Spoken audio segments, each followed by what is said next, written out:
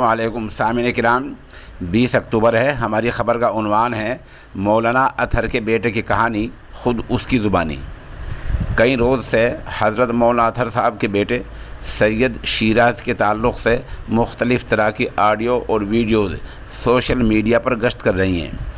इसी के चलते आज 20 अक्टूबर को सुबह के वक्त ये नामानगार बग़ैर किसी पेशगी इत्तला के तकरीबन 9 बजे मगरबी उत्तर प्रदेश के ज़िला शामली के गांव बल्ला मज़रा में वाक़े मौलाना सैयद अतहर साहब के मदरसे में पहुंचा, जहां मौलाना अतहर और उनके बेटे मौलाना सैयद शिराज से तफसीली मुलाकात हुई। तकरीबन 3 घंटे तक ये मुलाकात रही। मुझे बताया गया कि 2 दिन पहले सैयद शिराज और उनके वालिद साहब ने दारुल देवबंद के मोहतमिम जामे शरीयत व तरीक़त हज़रत मौलाना मुफ्ती अबुल क़ासिम नौमानी दामत बरकातुहुम से मुलाकात की थी।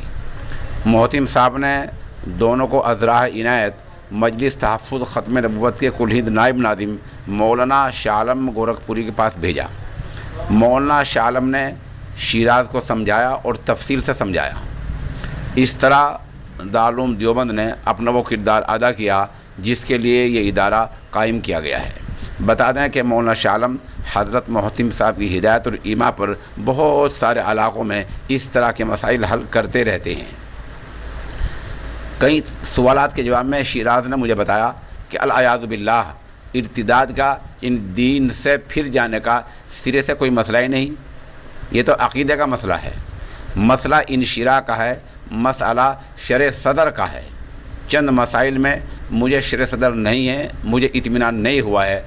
उन्हीं को समझने के लिए मैं अपने मादरे इल्मी दारुल देवबंद गया था, क्योंकि दारुल उसका मादरे इल्मी है। वो कई साल तक वहाँ पढ़े हैं, उन्होंने दारुल से फजीलत हासिल की है। शिराज ने इस नामनगार को बताया कि दारुल ने उन्हें लिखकर या मुलाकात करके तमाम मसाइल के समझने की हिदायत दी है और वो इंशाअल्लाह इस पर अमल करेंगे। शिराज ने कहा और ये बताया कि वो बच्चों को पढ़ाते हैं, अपने मदरसे में पढ़ा रहे हैं, और इससे पहले वो गंगो के एक दीनी इदारे में अबू दाऊद शरीफ जैसी अहम किताब का दर्स दे चुके हैं। शिराज से इस तरह बहुत तफसीली मुलाकात हुई, इल्मी बातें हुई, इल्मी गुफ्तगू हुई, बुज़ुर्गों के वाक़ात सुने और सुनाए गए। उसने ख़ुद बहुत अच्छा असर लिया और बहुत अच्छी बातें की, जिससे इस नमानगार को बहुत खुशी हुई है। अब मेरी उन लोगों से मुअद्दबन दरख्वास्त है जो इस मसले को ज़िंदा रखे हुए हैं, वो एक हदीस शरीफ सुन लें। अल्लाह के रसूल ने फरमाया, जो आदमी फितने को जगाता है उस पर अल्लाह की लानत बरसती रहती है। दूसरे के हम इलाक़ा के तमाम मदारिस और मकातिब से अपील करना चाहेंगे कि जहाँ वो इल्मी तरक्की के उरूज पर हैं और बहुत सारे उलूम फ़नून पढ़ाते हैं, वो अक़ाइद पर भी तवज्जो दें, इल्म कलाम पर तवज्जो दें, इसका मुकम्मल और ठोस लाहे अमल तैयार करें और इस मसले को यूं ही न छोड़ें, क्योंकि हमारे बच्चे बिगड़ने की राह पर लगे हुए हैं ताकि वो सुधर जाएं। इस तरह हम उम्मुल मदारिस दारुल देवबंद से भी गुजारिश करेंगे, दरख्वास्त करेंगे मुअद्दबाना कि वो अपने से मरबूत मदारिस को इसकी हिदायत करे कि मदारिस अक़ाइद पर ध्यान दें। बहरहाल आज शिराज से बहुत खुशगवार माहौल में मुलाकात हुई है और शिराज ने मेरी तमाम बातों का बहुत तफसीली जवाब दिया है और मुझे खुशी है कि उसने बहुत साफ लफ्ज़ में कहा कि दीन से फिरने इर्तिदाद का सिरे से कोई मसला नहीं। लोग बिला वजह उड़ा रहे हैं, मसला इनशिरा का है, शरे सदर का है। चंद मसाइल मेरे समझ में नहीं आए हैं, वो उन्हीं के समझने की मैं कोशिश कर रहा हूँ। इसी के लिए मैं दारुल देवबंद गया था। बहरहाल ये एक कोशिश है।